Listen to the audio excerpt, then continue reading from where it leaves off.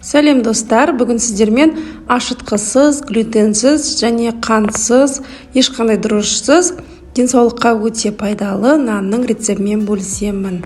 Бірге жасап көріңіздер.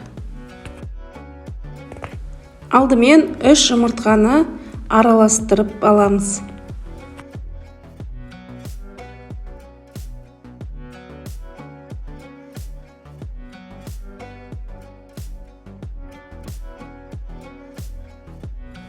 Араластырып болған соң үстіне 50 мл бөлме температурасында суды құямыз.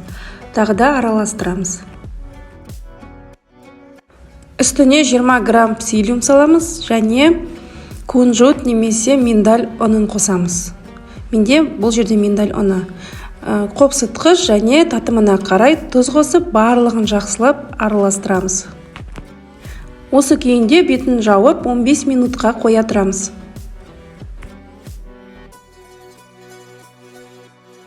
15 минут өткен соң бетін алып, үстіне 50 грамм жасыл гречка ұнын салып, қамыр илейміз.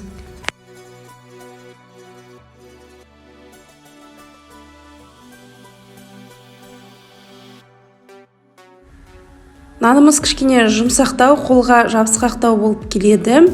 Сол себепті қолымызға май жағып жіберіп, нанды қамырымызды жинап, арнайы қалыпқа немесе противенге салып, алдын ала қызып тұрған пеште 170-180 градуста 40-45 минуттай пісіріп аламыз.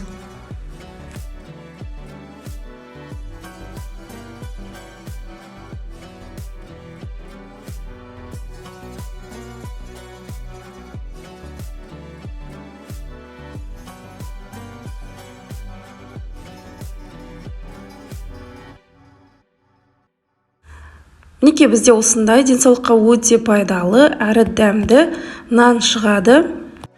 Бұл нанды диета ұстап жүрген кезде немесе арықтау кезінде пісіріп жесеңіздер өте керемет. Жасап көріңіздер және шыққан нәтижемен комментарийді бөлісіп, маған егер ұнап жатса лайк басып, менің каналыма жазылып кетуді ұмытпаңыздар. Ас болсын!